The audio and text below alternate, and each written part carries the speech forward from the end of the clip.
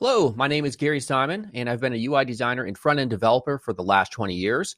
And some of you may also know me by my YouTube channel, DesignCourse, which I've ran for the last 10 years. Now, this course is geared towards front-end developers who have at least a basic understanding of HTML and CSS, and that's because we're going to use CSS to realize effective and great-looking UI designs in the browser. Now, the only way to produce good UI designs is by first understanding the UI design fundamentals, and that's exactly what we're going to focus on in this course. And you're going to apply these fundamentals through a variety of interactive examples here on Scrimba. Now, this course is actually just a small sample from my upcoming UI design bootcamp releasing here on Scrimba. The full course will contain hours upon hours of UI design loaded with challenges and interactive examples, all to help you develop the necessary muscle memory to either improve existing designs or to create UI designs from scratch. So refresh this mini browser and click here to leave your email, and you'll get sneak peeks of my upcoming bootcamp. Plus, it will guarantee the very best price when the course launches. So let's get started. Welcome to this chapter where we're going to dive into an absolutely necessary topic for this course, which is understanding UI design fundamentals.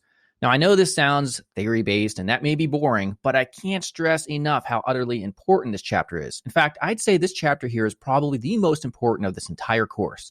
See, I reviewed thousands of UI designs, and I can always spot the designers who don't understand UI design fundamentals versus those who do.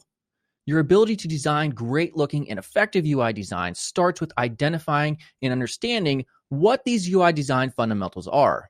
So as we proceed throughout this chapter, you're going to learn what these UI design fundamentals are and how to apply these fundamentals to actual user interfaces. And these could be existing user interfaces that you've been tasked with improving, or user interfaces that you create from scratch yourself. So let's proceed to the next lesson. Welcome to this lesson where we're going to talk about the first UI design fundamental, which is white space. Now, before we begin, I wanted to note that there isn't one UI design fundamental that's more important than the other. I'm just arbitrarily choosing to start to talk about white space here. So white space, sometimes referred to as negative space, is the empty space between the elements in your user interface. It's very simple. It's just basically a void of space, but that's really what gives your layout structure. So coming over here, we have two examples. We have two cards, and right now they're designed exactly the same. And there's something wrong with them, and that is, you guessed it, white space or negative space. Now, we could see white space all over the place in the absent areas of these cards. This would be referred to as white space. And in fact, if we're just looking at this layout with two cards here in the mini browser, there is good amount of white space between these elements, but what about inside? So we see this very little white space between the text elements and this container, and also between the title and the paragraph. So actually there's three areas where we're going to improve the white space, and you're going to see just how much better this ends up looking. So that's why white space is so important. So just taking a quick look at the HTML, there's nothing fancy happening here. We have two cards. One of them has a secondary class so that I can target specifically in CSS. So let's hop on over to our index.css here. And all this right here, this CSS, we're not going to worry about. We're going to come down here, and I'm going to target that secondary class in order to improve this card over here in terms of the white space.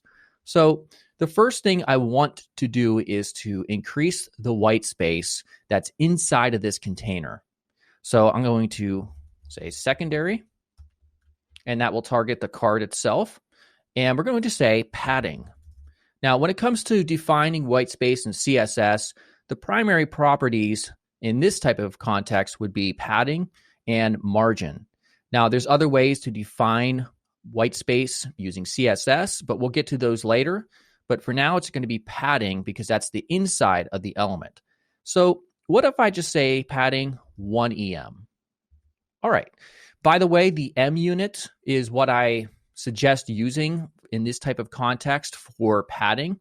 As you could see, we'll see in the future that the font size that's set on the body property, which by default is 16 pixels, When it comes to responsive design, we can simply reset that font size property, and all of our margin using M units and padding and any other element that has the M unit will grow in relation to it. So it is a flexible unit. So we have padding 1 M unit, and we can already see it looks quite a bit better. It may not be perfect, but really, I think we can bump it up a notch, even in this context of the mini browser. So we can bump it up to 1.5. That's looking pretty good right there. I would say that's probably around the sweet spot. So I want you to realize that there is a lot of subjectivity in terms of the choices you make in your UI design fundamentals. And certainly that's the case with our white space, but there's also objectivity. This would be, 0 EM would be objectively horrible. I would say this right here, if we choose to go 1.3 all the way up to perhaps 1.9, that's a sweet spot. And let's go ahead also and improve secondary. We'll take our H1 element. And so let's do margin bottom, and we'll say 0.5 EM. All right, so we've also increased the white space and improved it between the title and the paragraph, which looks so much better. Now, there's also white space between the lines of the text, and this is called leading. And the CSS property for that, we'll target the P element, would be line height. Now, by default, we can put at 1 EM, but we need to increase this maybe by about 1.5. So now, overall, this card right here looks so much better. And the only UI design fundamental that we changed is white space. In this lesson, we're going to talk about alignment. So alignment in UI design is the process of ensuring that every element, and that element could be a simple button or piece of type or anything, essentially, is positioned correctly in relation to other elements. Now, that might sound a little bit confusing, but you should have a good idea by the end of this lesson. So let's take a look at an example. So in our mini browser, we can see that we have this user interface. And in terms of all UI design fundamentals, everything's good except one thing, and that is alignment. So we can see that we have really 4 elements that exist in this UI. We have a logo, we have a headline, we have this element, and then we have this button right here. And they all seem to be off a little bit in terms of their alignment, and it really does throw things quite off. So going back to our code, if I go to the index.css, we'll see I have the regular code to achieve this layout. And then at the bottom here, I have an improvements section right here, and also this column area. Now I'm going to change this alpha opacity to 1 instead of 0. And it's going to show us this column right here. And this column has a border, and you need to think of every element that is in your user interface as having a series of rows and columns. So going back to the slides, each element in a UI defines these series of rows and columns.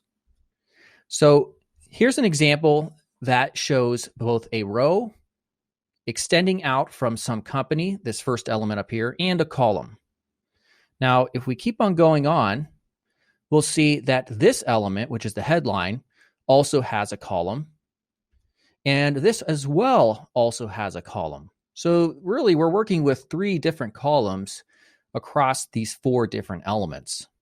So going back to our code, let's go ahead and try to fix those issues. So I'm just simply going to take this comment out, hit save, and if I toggle this back to 0, we can see now it looks much better because everything is aligned properly in that same column. So just to show you in the slides, we can see now how simplified it becomes when we can visualize each of those columns. And that's why understanding alignment is so important. So going forward throughout this course, we're going to see more complex examples of alignment, both vertically and horizontally through rows and columns. And by the end of it, you should have a solid grasp when it comes to applying alignment in your own UI designs.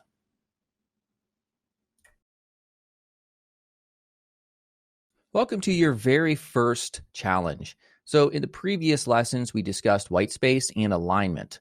So in this challenge, I'm going to ask you to improve the whitespace and alignment issues that are presented within these cards. So going to the CSS here, at the bottom, you can see we have this comment here. Use the following properties to fix the alignment and whitespace issues on the rule sets below this comment. So here's a few of the suggested CSS properties that you can use to fix the issues that are present right here in this mini browser. And below are a few rule sets that you can choose to apply some of these properties to in order to fix the issues. So what I'll ask you to do is go ahead and pause right now and then come up with your solution and then hit play, and I'll show you what I would do.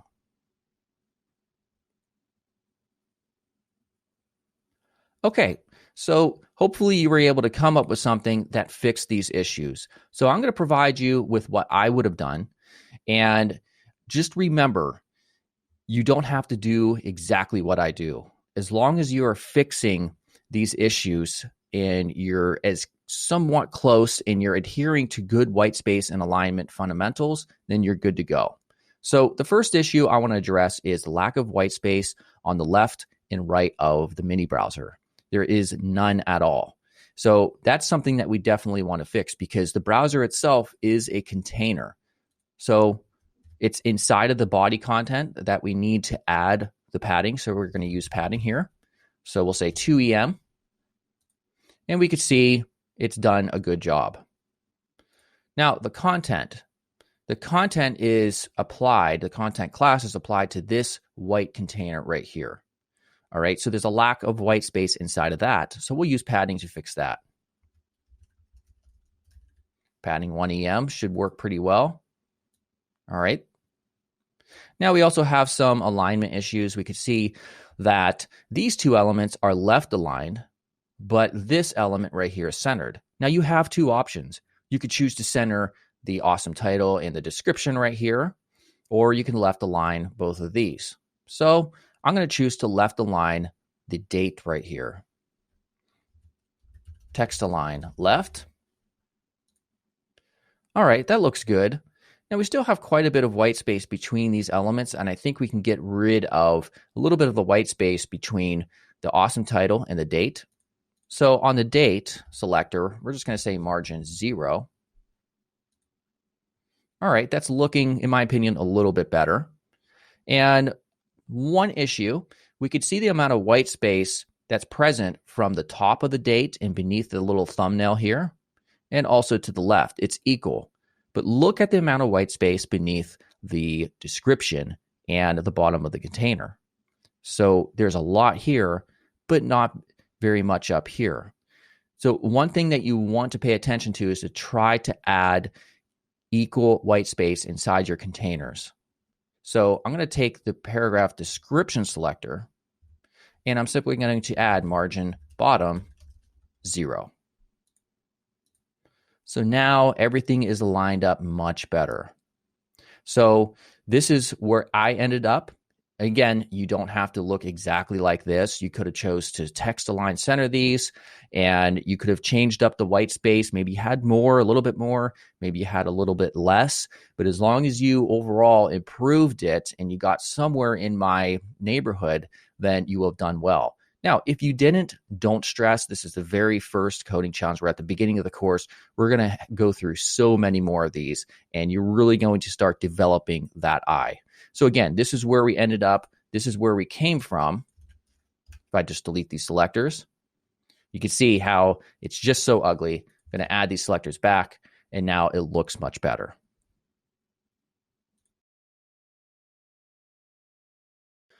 Contrast is defined as being in a strikingly different state from something else.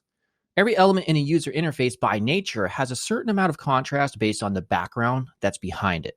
So this is true for button text that's positioned on a button background. It's true for the button background that's positioned on a card. And it's true for the card that's positioned on a layout. Now, the WCAG, which is an acronym for Web Content Accessibility Guidelines, 2.0 color contrast guidelines are there to ensure that your type-based elements on your layout are accessible to those with vision impairment issues. So there are two variations, the minimum and then the enhanced. The minimum is referred to as AA, and it's simply the visual presentation of text and images of text has a contrast ratio of at least 4.5 to 1, except for large text, which should have a contrast ratio of at least 3 to 1.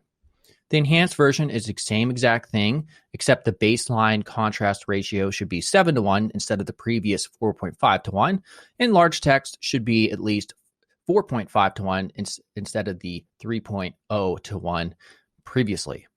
So you may be wondering, how do I know how my elements are contrasting? Well, there are browser plugins for Chrome and Firefox. If you simply just search for WCAG contrast plugin or something like that, you'll find them. There are websites where you can place in the different values. And then there's UI design application plugins such as Sketch and Figma and Adobe Experience Design.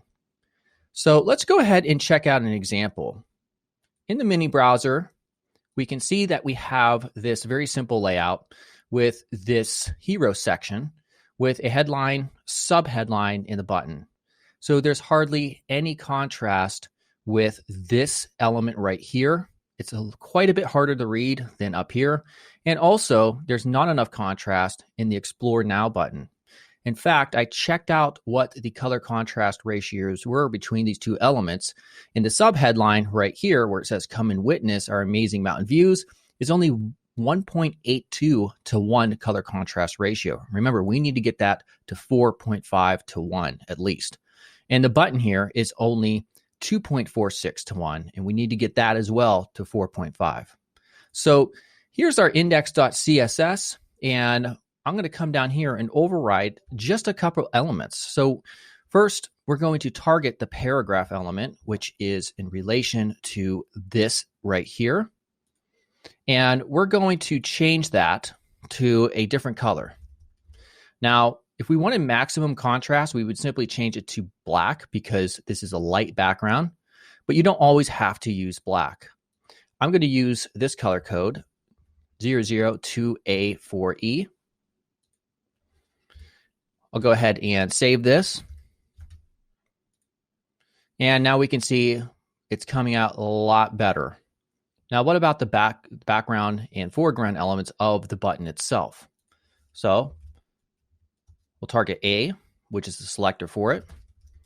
Background, we'll say this is 006BC6. Now let's go ahead and save that. We can see now the button background now contrasts much better based on this background image here. And then still we have an issue with the foreground element of the button label text. So we'll use the color property and we'll just make this white. So now it contrasts much, much, much better. So in fact, after checking the color contrast, the subheadline up here is now a 7.6 to 1 color contrast ratio, which is great. And the button right here is now a 5.31.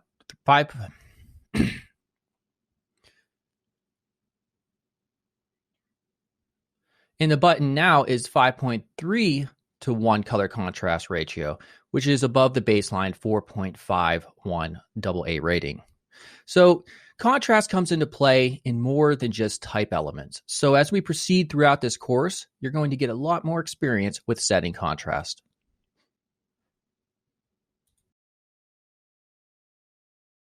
So just as with alignment, white space, contrast, and the other fundamentals, the size or the scale of every UI element must be carefully considered when you're designing.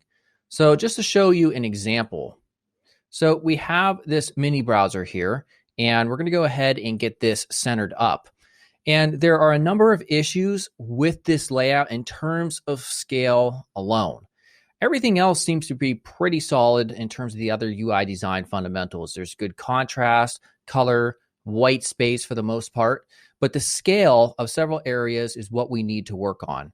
So one area that we see that's quite lacking is this big open space over here. So the size or the scale of these cards is simply just too small for this given layout. We also see that there is not very much difference between the headline, our colors, and the subheadline beneath it.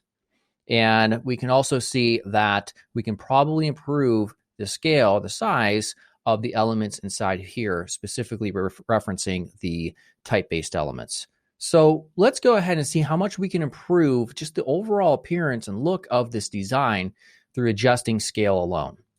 So first, we'll take a look at the index.html. It's very simple. We just have a color container class, and we're using the CSS grid to align these elements, and these are all the same essentially right here.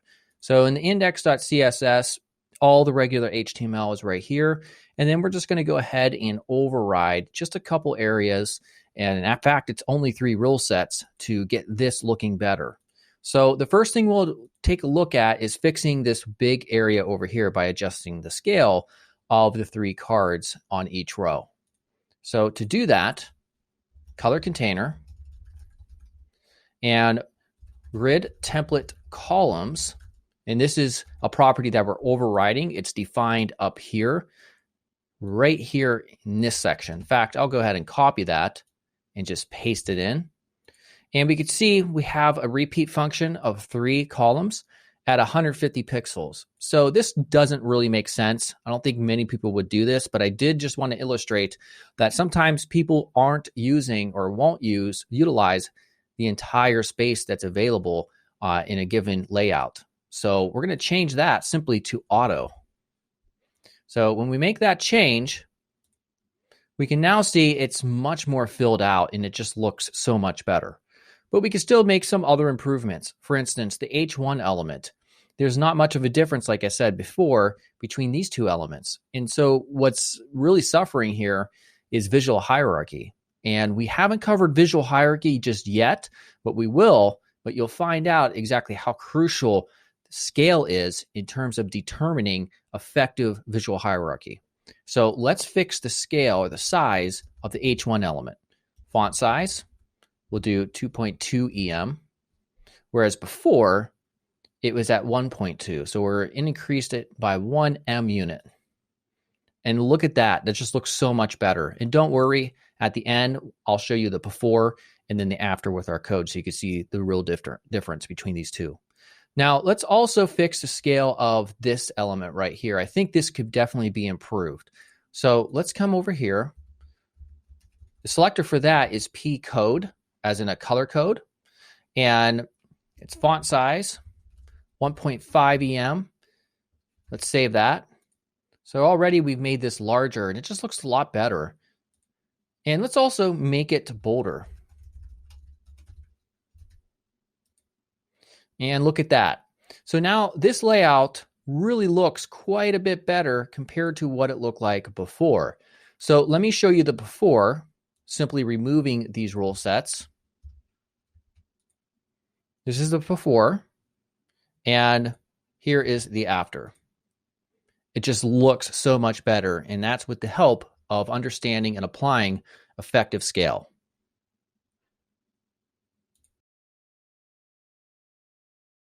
Welcome to the second design code challenge.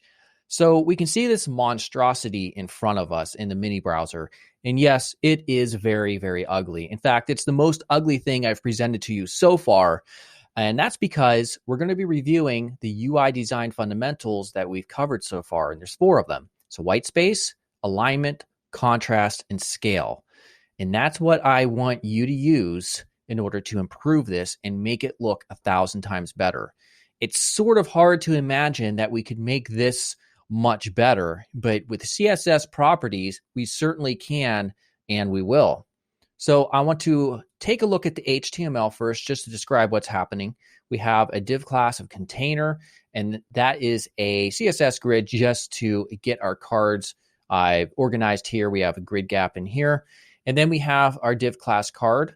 All this HTML is repeated twice right here. It's exactly the same. And the card itself is also a CSS grid with 2 columns, a span, which is in reference to this fake avatar right here, and also the div class content, which is the second column right here. So looking at the index CSS, This is all the regular CSS rule sets and properties to achieve what you see here. And then down at the bottom is where I want your solution to go.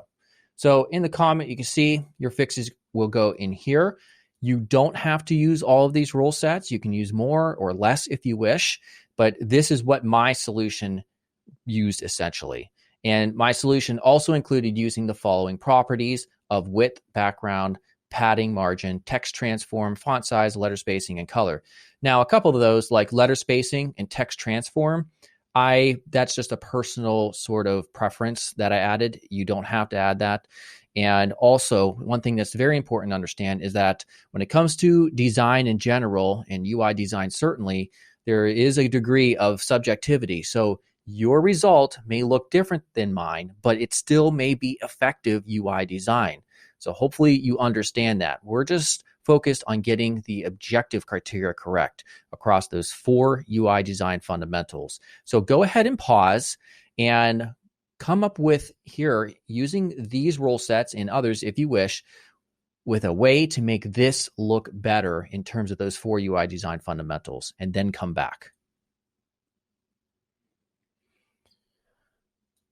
Okay, so hopefully you were able to come up with something that was pretty good. And what I'm going to do is show you what I personally would have done. And again, there's a million ways to pull this off effectively, and I'm just going to show you one such way. Okay, so the first thing I really want to address is the lack of white space around the container here in these cards. So the containing element is a container rule set here. So we're going to give it a width of 90%. Again, you could probably use padding for that. All you want to make sure is that you actually have space around your elements here. So that achieved that. Next up are the cards. The cards are lacking in white space with the foreground elements and the text on top of it. So we have a couple options. We could take the text and make it white, and that would certainly increase the contrast. But we could also, instead of that, we could dim out this background container significantly. See, when it comes to contrast, you want a lot of contrast on important elements that a person has to interact with or use or read, like type here. But when it comes to other elements, like this container element, you don't have that requirement. So you can have very little contrast and it would still look good and be effective. So what I'm going to do is I'm going to place in a background property, and we're going to give it a specific color code of 2C3031. So let's look at it now and see what happens. All right, so that looks pretty good, although overall it's still bad because we have other areas that we have to adjust. Next up, I want to adjust the padding or the white space inside of the container. There's none, essentially. So let's fix that inside of the card. So we have padding, and have my caps lock, padding of 1.5 EM. So let's check that out. Now that looks much, much better already. And next up, we have our date right here. I just want to make a few adjustments on that. And these are kind of personal preferences. So I'm going to change the text transform to uppercase. And I'm going to change the font size to 0.75 EM to make it a little bit smaller. Letter spacing at 0.1 EM to space them out further. Let's check it out so far. All right, there we go. And also, we'll do color. And I'm going to do 7A8587. And by the way, you may be wondering, where am I pulling these values from? Well, essentially, when I'm preparing this lesson and other lessons, I do have a UI design application, Adobe XD or Adobe Experience Design, and I'm able to grab those values out. Let's also add a margin bottom of 0.4 EM here. All right, so it pushes it down slightly. Now, next up, we have an issue with alignment. So we have these 3 elements in the same column, but it's pushed over this title. So it's really throwing off the flow of the design. So let's take our H3 element and let's do margin, 0 on the top, 0 on the right and left, and then 0.3 EM on the bottom. There we go. And then also, I want to change the color here to something brighter. B6 EAFF works. There it goes. And then finally, we're going to do a font size of 1.8 EM. All right, so look at that. It looks pretty solid right now. And that's because we addressed those 4 UI design fundamentals. So I'm going to show you the before and then this after again, so you can really see the difference. So I'm going to simply remove all this. This is what it looked like. And this is what it looks like now. It is a massive difference. Let me do that one more time so that we can take this into free mode so that you can see what's happening here in real time as we adjust these. It's going from that to this. So much better.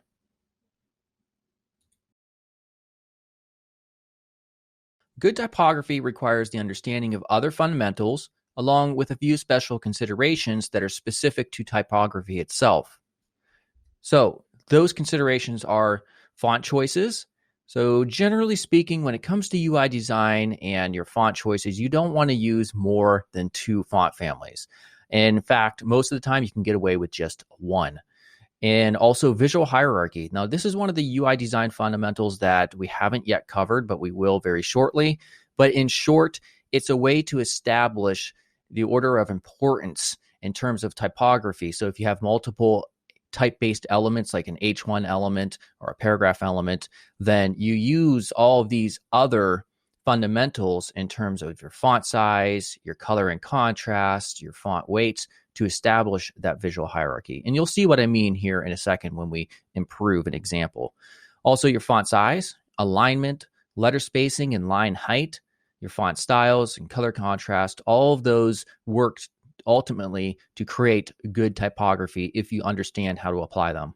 So let's go ahead and take a look at an example here. I'm going to show the mini browser and we're going to get it centered up here. And we can see we have this sort of testimonial section where we have 3 cards. And there's a lot going wrong here in terms of the typography.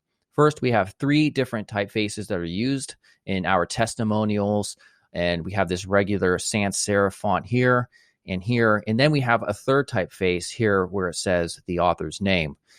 There's also other issues in terms of the overall visual hierarchy. You're not really sure where you should be looking first because there's not one element that really stands out too much, or at least not enough. So let's go ahead and work with this and improve the typography as much as possible. So just a quick look at the index.html. We have a container with our testimonial section here and a subheading here. Then we have a section container, which serves as a CSS grid for a 3-column layout using these different cards right here. So in our index.css, here's all the regular CSS up top. We're importing 3 different fonts. And we're going to come down here to the bottom, and we're going to go ahead and make our fixes down here. So what we're going to do is first, I want to address the typefaces or the fonts that we're choosing. Like I said before, 3 in this type of context, 3 different fonts is simply too much. We're going to really stick to the basics and just use 1, and you'll see how much better it will look.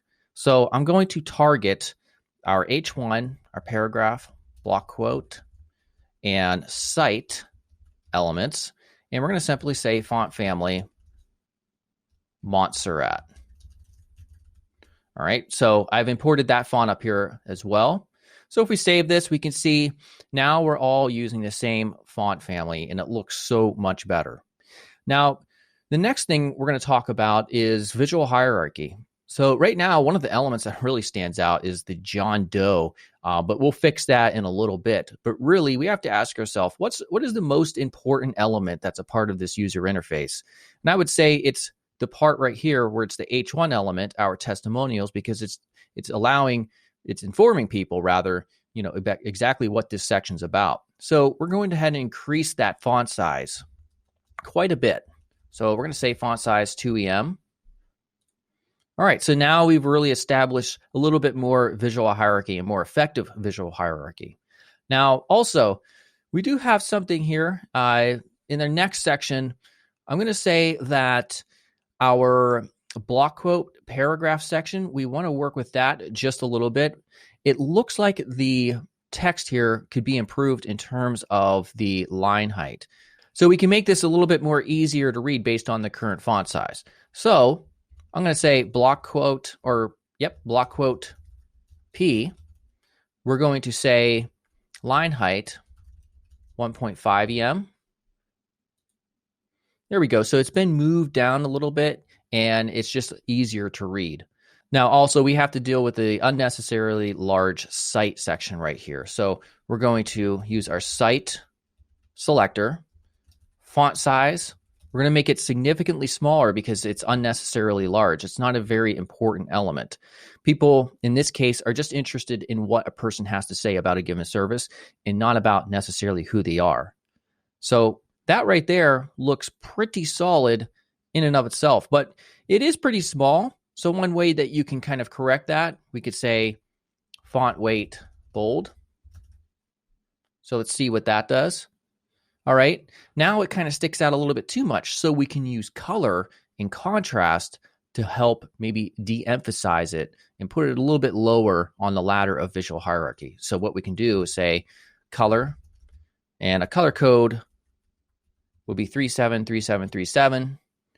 And there we go. That looks pretty solid. So I'm going to show you a before and after.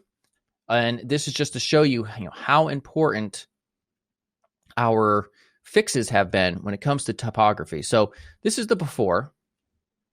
And here is the after. And once again, we'll go to the freeform mode. And I will show you what this looks like with the before and after. So hopefully you can see this fairly decently. So I'm going to get rid of it. It looks very ugly in terms of the type. And then here are our fixes, and it looks just so much better.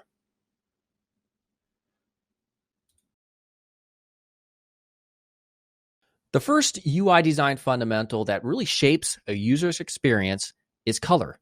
Because think about it, when you visit a website or an app or a user interface of any sort, before you even are able to process and read any type of heading, for example, really your eye is exposed to color. And so color in terms of a UI design fundamental is extremely important. So for instance, let's talk about color psychology very briefly. Each color elicits a certain meaning to a certain group of people. Green, for instance, can usually be associated with wealth, nature, and growth, whereas black can be used to be associated with luxury, sophistication, and elegance. But one thing that's very important to understand is that depending on the company or that you're building a UI for, who their target audience is, where did they come from?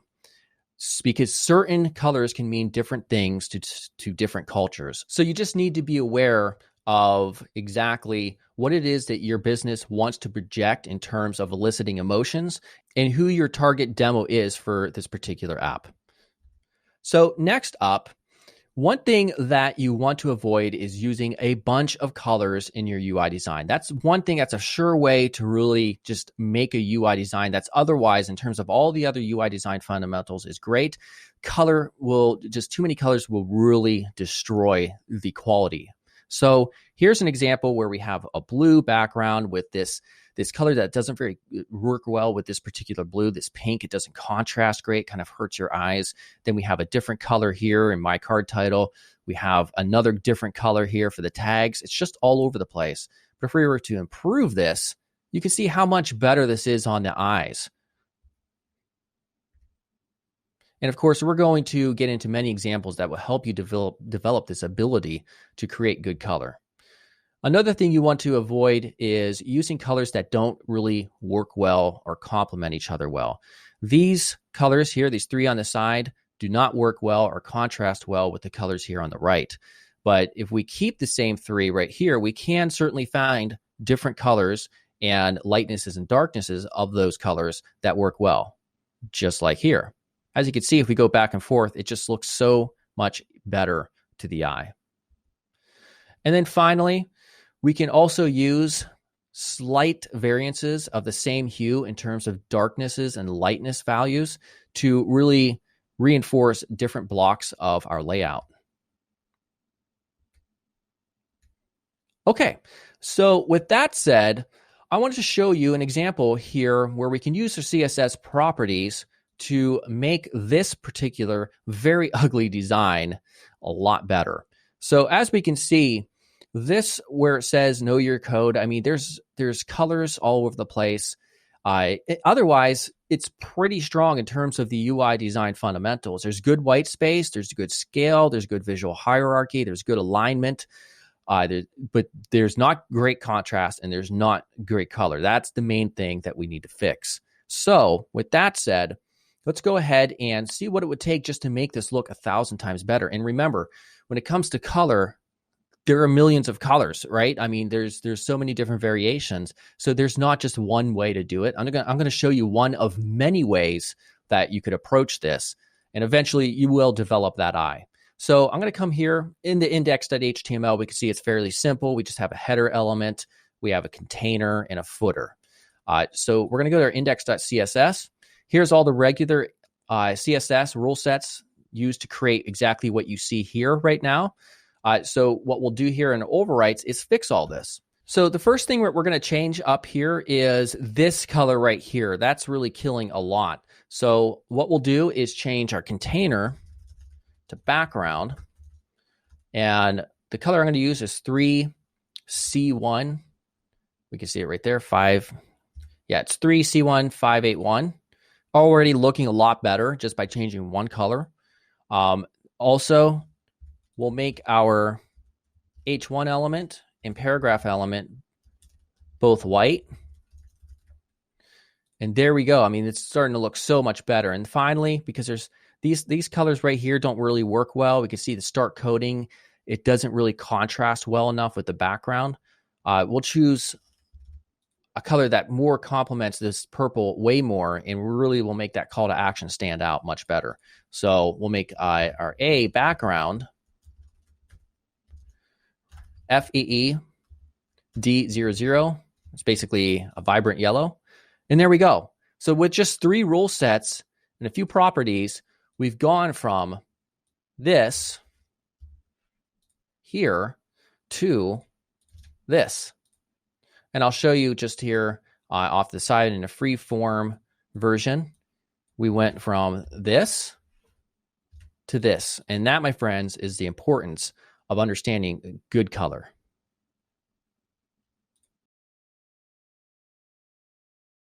All right, welcome to this challenge where it's going to be completely based on color.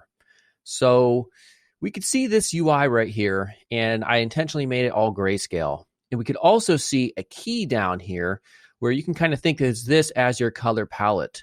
These 5 colors are the only colors that you're allowed to use in order to give this UI design, this little contact form, a color scheme. And one thing you may be wondering about is, how do I know what color codes? Don't worry, they're all in the CSS. I'll show you in a second. But you can also, when you choose your colors, you can go a light color scheme if you wish, or a dark one. In fact, I'm going to show you 3 different solutions I came up by only using these 5 colors here.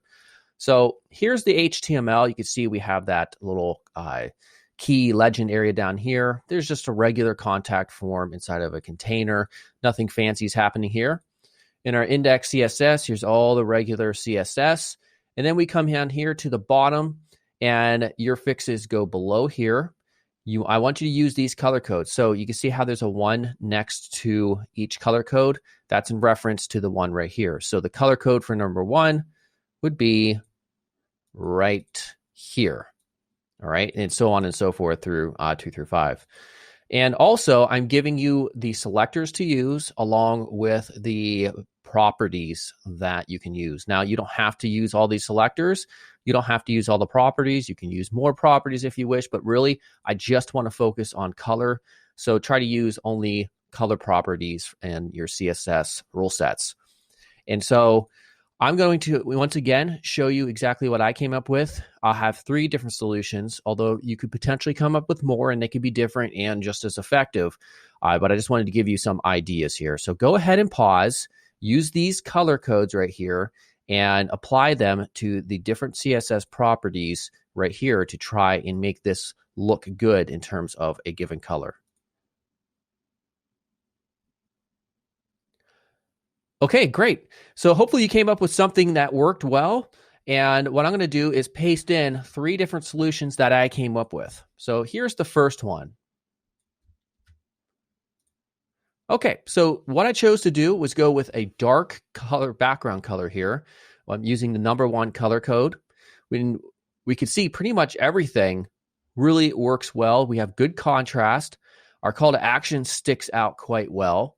I have a section where when you focus on this form elements, that lights up, which is good for usability. And yeah, that's the first solution that I came up with.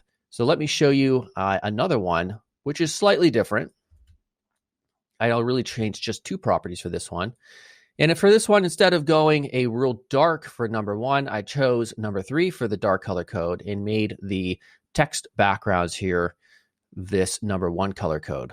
But as you can see, it still works. It's still usable. And for the last solution, I'm going to show you one that is a light color scheme. So I'm going to paste this in. And here we go. We can see this one here works pretty well. All right.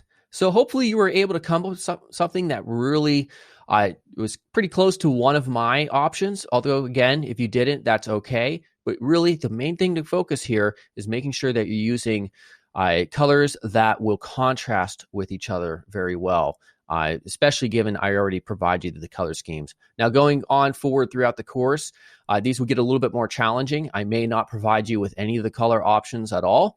But yeah, hopefully you will get a good footing here in terms of color going forward. So every element on a user interface has a level of importance, and clearly some elements are more important than others. So visual hierarchy is how we establish this importance, and we do it by utilizing the other UI design fundamentals that we covered previously. So I'm going to run through a few examples just to demonstrate how each of the other UI design fundamentals will help establish visual hierarchy in this example. So let's take a look at the first example. We can see there's no sense of visual hierarchy between these 5 different squares. They're all styled exactly the same, so they have equal importance. So if we take a look at the next slide, we can see now the eye is naturally gravitating towards this square as opposed to the other ones. So we've established some form of visual hierarchy through white space and alignment. Now going back to our original example, this example, we're using contrast in order to signify importance on this particular square. Now, in this example, we're using color to establish a visual hierarchy on this particular square. And here we're using scale to establish importance on this particular square as well. And finally, we can use multiple UI design fundamentals such as color, contrast, and scale together to really establish that this particular element is much more important than the others. And that is essentially what visual hierarchy is in terms of an abstract presentation. So let's get ourselves familiar with a real-world example of how visual hierarchy plays out in an actual example. So I'm going to go ahead and show the mini browser with a project example here. And here's just a submit form, basically, joining an email list. We see this commonly on different user interfaces. And this right here lacks good visual hierarchy because you're not exactly sure which text element you should be looking at. The call to action button doesn't really stick out very well. So this is lacking in good visual hierarchy, although in other areas of UI design fundamentals, it's pretty solid. So let's use some of the fundamentals that we learned in terms of design to establish a good visual hierarchy here. So just to take a look at the HTML, nothing exciting is happening here. Just an H1, we have a container, our form, along with a label, our input, paragraph, and finally the button. So here's the regular CSS rule sets and properties that we use to create this. And now I'm going to use these rule sets or these selectors in order to improve this overall. So the first thing I want to do is this H1 element, which is join the mailing list. This is a quite important piece of content in terms of informing the user about what this section here is underneath it. So we need to make that larger to really make it stand out the most. So we're saying that's the most important element. We're going to make this big. I'm going to say font size 3 EM units. All right, so now that's really sticking out. And so now we've kind of really improved the visual hierarchy of this design, but we're not just there and done yet. So our form container element, this right here, there's a form containing element that houses all of these HTML elements right here.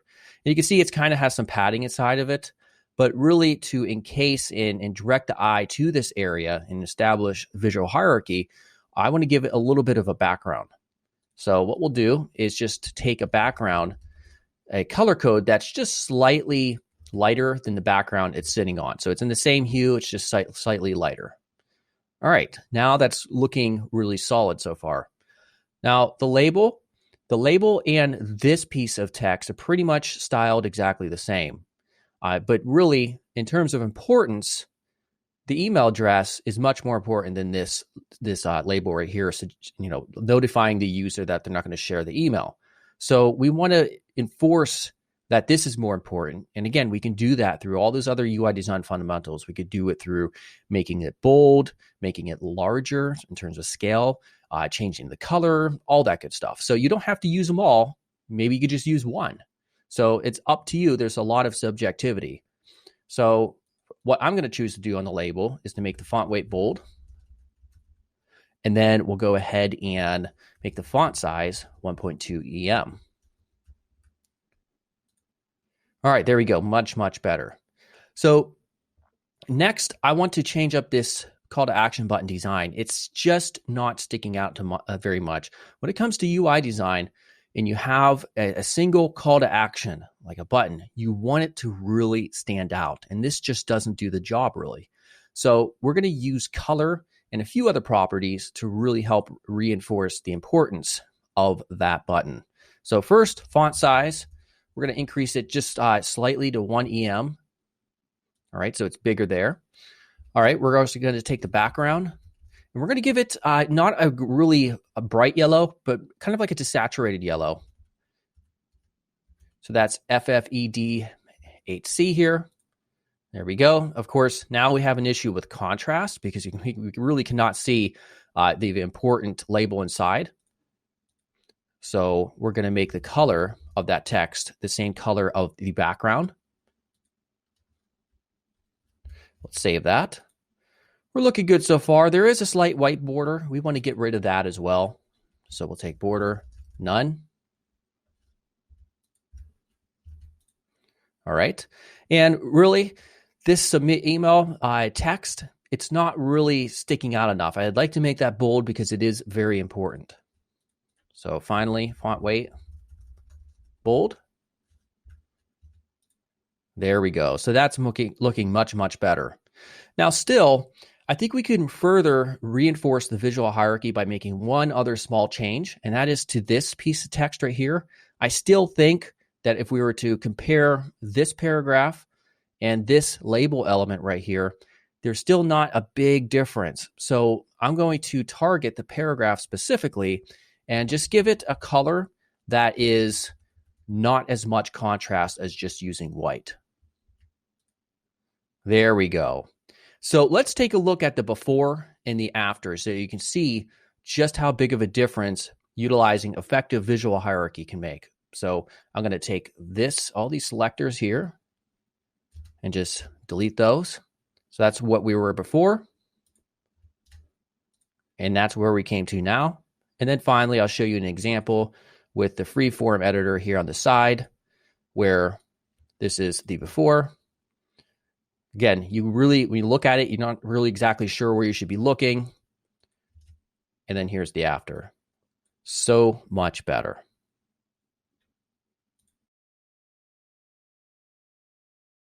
All right, welcome to the visual hierarchy challenge here.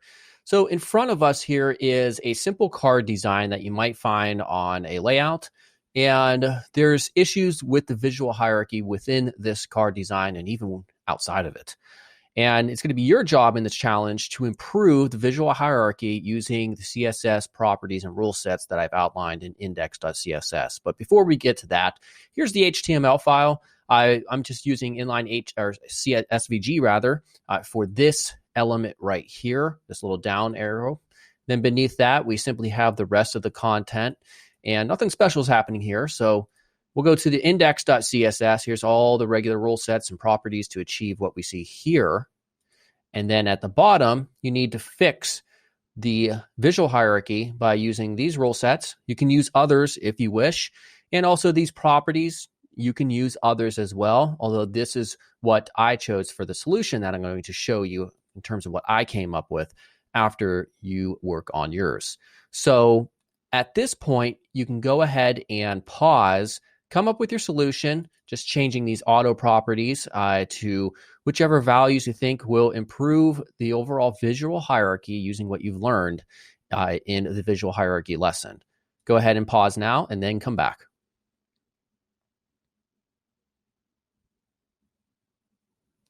All right, so hopefully you were able to come up with something good.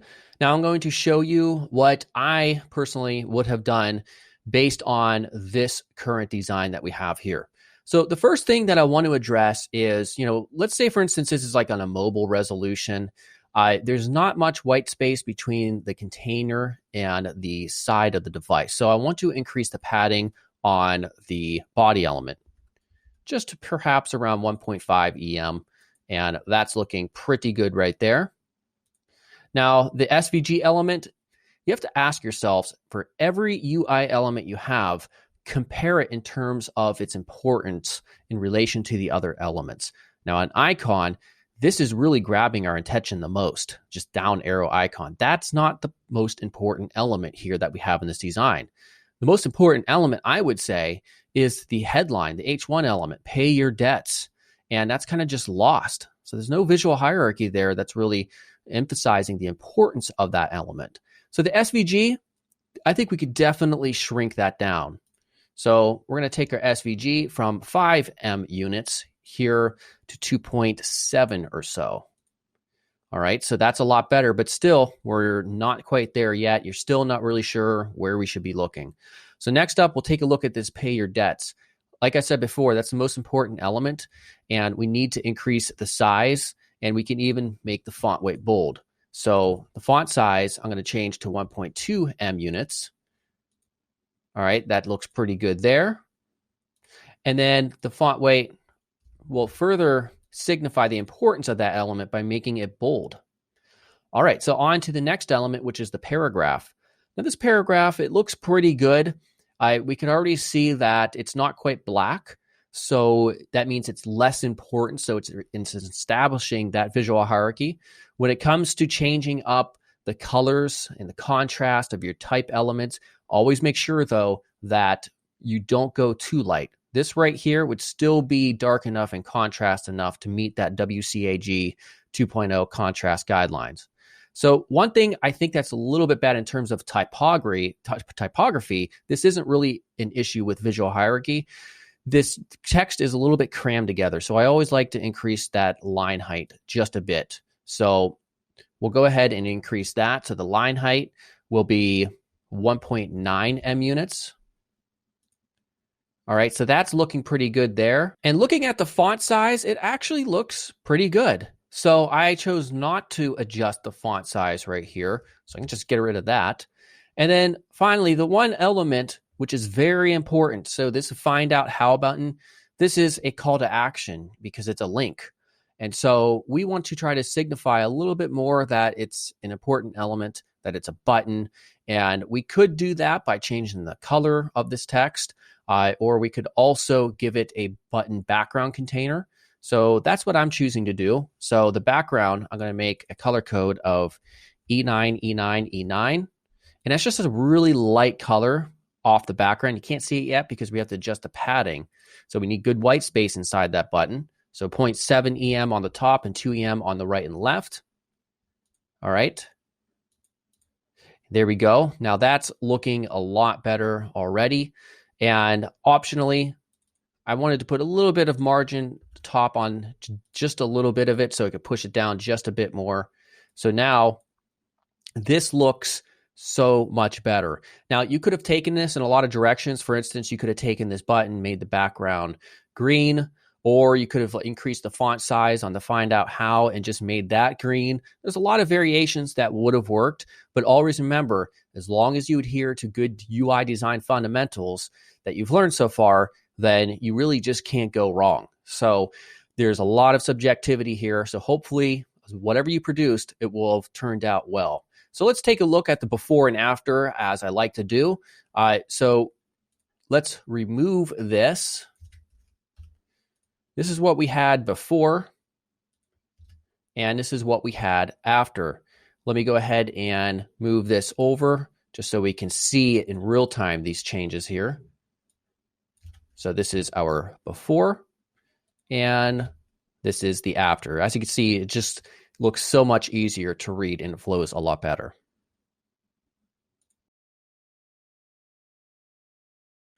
Welcome to the final lesson that's a part of the UI Design Fundamentals chapter, and this is a coding challenge or a design challenge, really. And in front of you in the mini browser, we can see we have this layout. It's just part of a dashboard layout, and it is lacking, obviously, in a few UI Design Fundamentals. So there's an issue with visual hierarchy, our white space, color, and alignment. So we're not using all of them, but those four are what we want to address. So let me show you first real quickly just the HTML that we're dealing with. Very simple. The body is actually a CSS grid container with a sidebar and a main element, and then all of our other information is inside of here.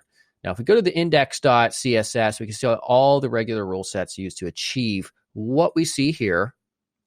And then at the bottom, we have your fixes below.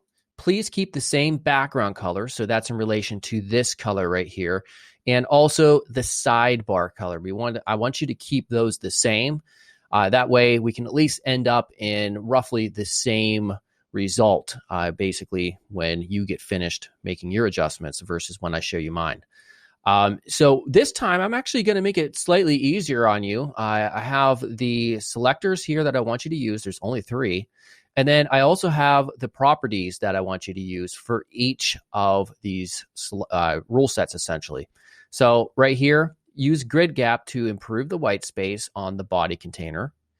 Use the background property to improve the color and contrast here of the content container, which is right here. So you need to come up with your own color that will work well based on the background that it's sitting on. And padding, as well as H1, we have margin left and font size that I want you to improve these UI design fundamentals. So at this point, I want you to go ahead and just pause and then adjust these rule sets. And when you're done and you're satisfied with what the result looks like in the browser and you think you've really done well, go ahead and hit play and you can see what I would have done.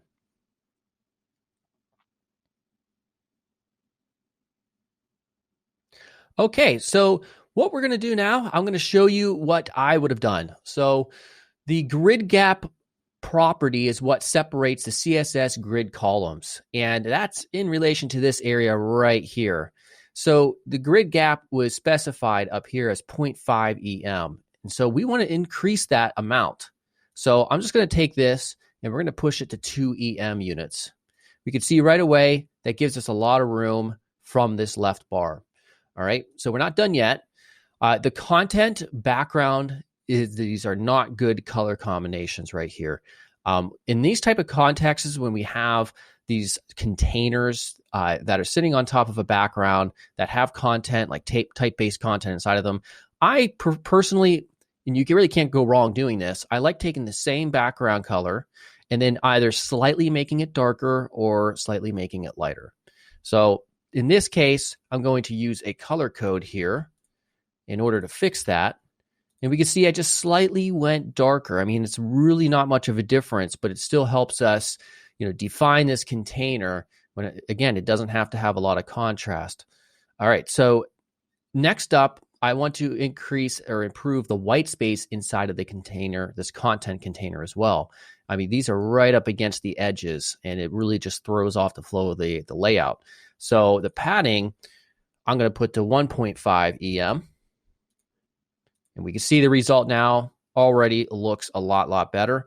And then finally, the H1 element. This is an issue with visual hierarchy. We're not sure where we should look first. Well, the dashboard label is probably the most important element to inform the user and the visitor, what this section or what this page is, at a glance. So we want to take our font size down here, increase that to around 2.3 EM units or M units. That's looking a lot better. And then finally, we have an issue with alignment. It doesn't really make sense to have this it's not even centered within this container. It's kind of pushed to the left. What would make most sense is to make it start on this column right here. So I'm going to simply change our margin left of 1 EM to 0. And then finally, this is the result that I came up with. So hopefully you were able to come up with something similar. If not, perhaps you got the background color different. Again, you don't have to be exactly or exactly where I was. You could be maybe perhaps a lot different, but as long as you're adhering to good UI design fundamentals and your contrast there and your colors work together, your visual hierarchy and all the other UI design fundamentals are there, then you have done well. So we'll do a before and after. So we went from this to this here, and I will show you in the free form editor here, the same thing, just so you can see the real before and after from that, which looks really bad, and to this. Congratulations on making it to the end of this UI Design Fundamentals course. Now, these are the UI Design Fundamentals that we covered, and they're all equally important to get right. If UI design is lacking in just one of these areas, it seriously degrades the quality of the design. Now, if you ever try producing a UI design that just didn't look as good as you wanted it to, it's probably because it was lacking in one of these areas. Now, in the full UI design bootcamp launching shortly here on Scrimba, we're going to spend hours going through a variety of interactive examples and challenges to help build that necessary muscle memory that will help result in becoming a great UI designer. We're going to tackle many topics, including dark versus light UI design, responsive UI design, designing components, refactoring existing designs, creating full UI designs from scratch, and much more. So click on this link here to enter your email to receive sneak peeks from this upcoming course and to also ensure you receive the best price possible when it launches. I'm Gary Simon, and I'll see you soon.